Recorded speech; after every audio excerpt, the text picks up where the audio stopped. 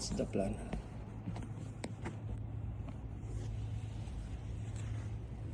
Wala ka pa namang tutor.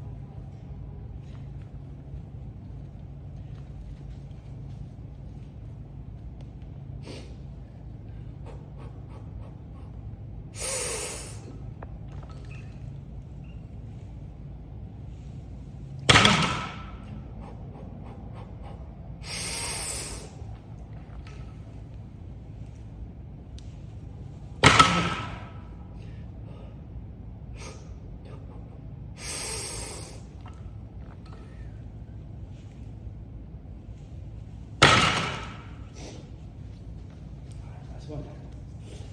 Amy, go.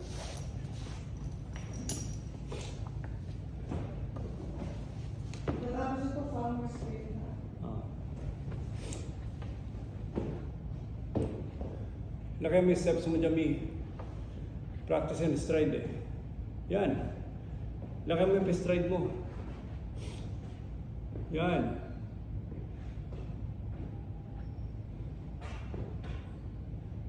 Yung isang paa mo sana mahaba. Simula mo yung una mong maikli. Yung maikli ang malayo, unahin mo maikli. Alternate dapat yan. Go, haba mo. Huwag kang mag-start mo na may slack. Mag-start ka na nakahatak. Yan.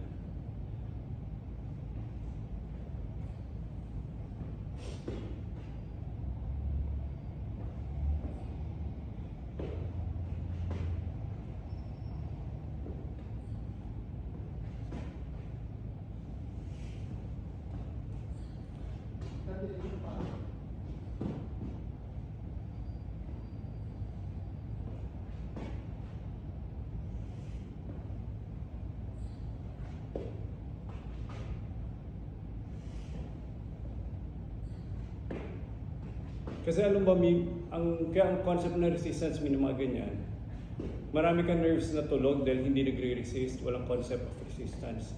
Sa side ka na, side. Harap ka sa akin, harap ka. Walk sideways naman, dalawang apak, Mi. Harap ka sa akin.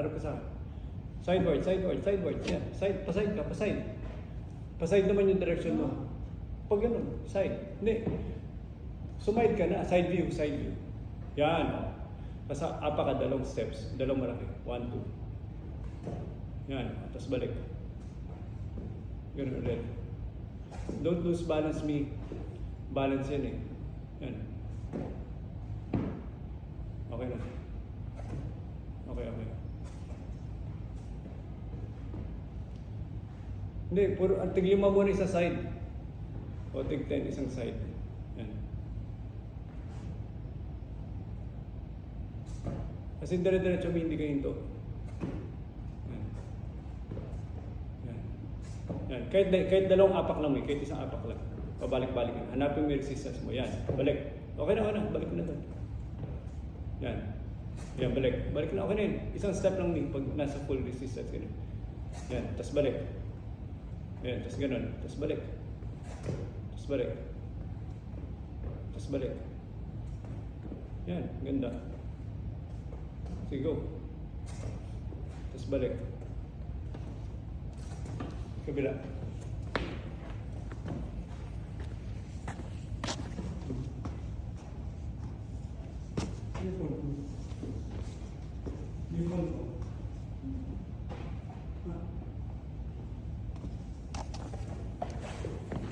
Ito pala.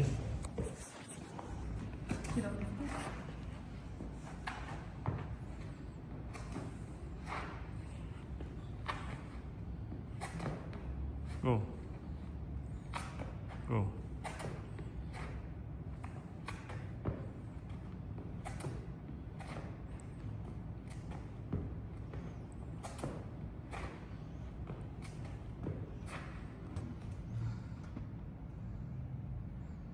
Ayan, better. Good. Chest down. Huwag yung hips. Control. Binababa mo yung hips mo, Mi. Yan. Huwag mo ibaba yung hips mo. Yan, tama naman yun.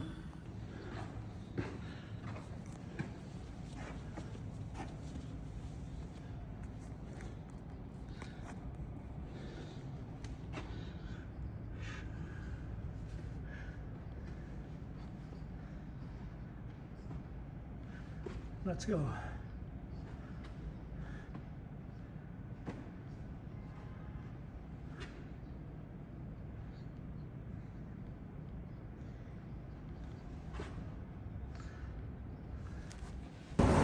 Hello, what's up? Maganda rin weather dito. It's about to become spring yung weather dito. Ayun, yung puno.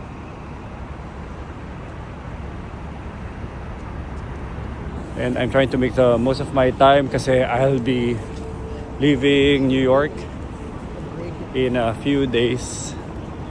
At syempre nakakamiss lang kasi hindi ko na maabutin yung spring, that's one. And then this is the longest time I've been away from home. So definitely nag-immerse ako sa lugar, sa location, sa mga tao, sa pagkain, sa routine, day-to-day routine. And yun lang. So I'll just try to record as much as possible. Kasi this is a moment in my life na hindi na ata mauulit na ganito kalayo away from home. Anyway. Beautiful. Okay, that's it. Walang kamatay na balikbayan box. Pinili sa Staples. And now it's time to walk home. 5 balikbayan boxes. And time to make empake na. Kasi time to go home. Time to go back to the Philippines.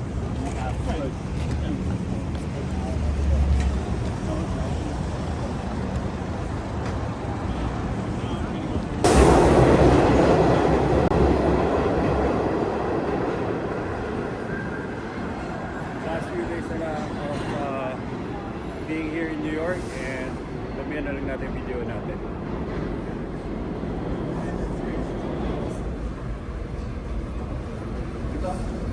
Delayed ang train. Naghintay kami and pag nandito ka hindi ka pwedeng tumayo dyan. Kasi marami ng instances dito na tinulak. So pag malapit na yung train, bigla kang itutulak.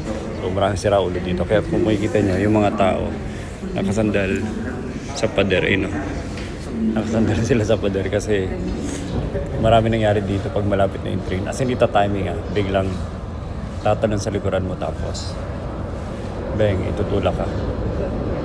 Patay.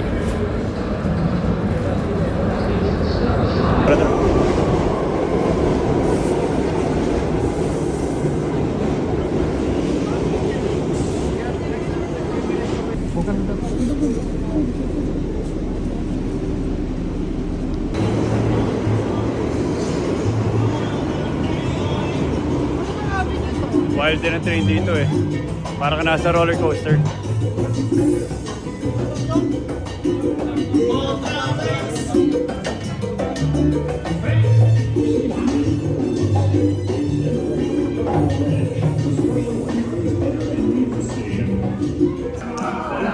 So everyday, nagkakape lang kami dito. Kape, kain kami sa bahay, kakape sa labas. So palagi mga random coffee shops. Ito. Nasa some days kami ngayon, summer flat hour na. This entire building is for sale. Pero ang pinaka-interesting sa akin si Ryan Serhant. Yan.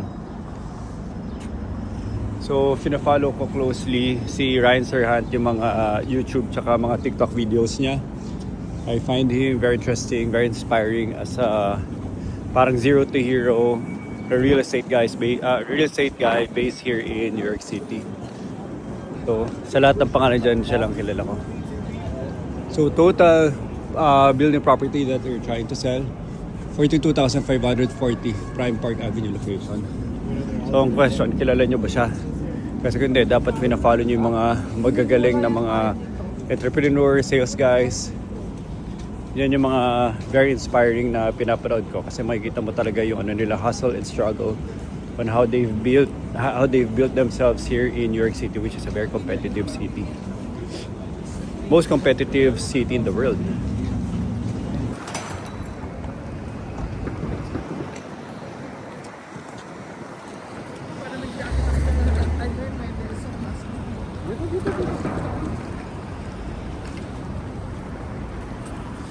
Bakit? Anong nangyari? Linawin ka? Yan sa Pilipinas ang ganyan, ninanakaw. Kaya walang ano, Walang butas. walang cover. Nasang...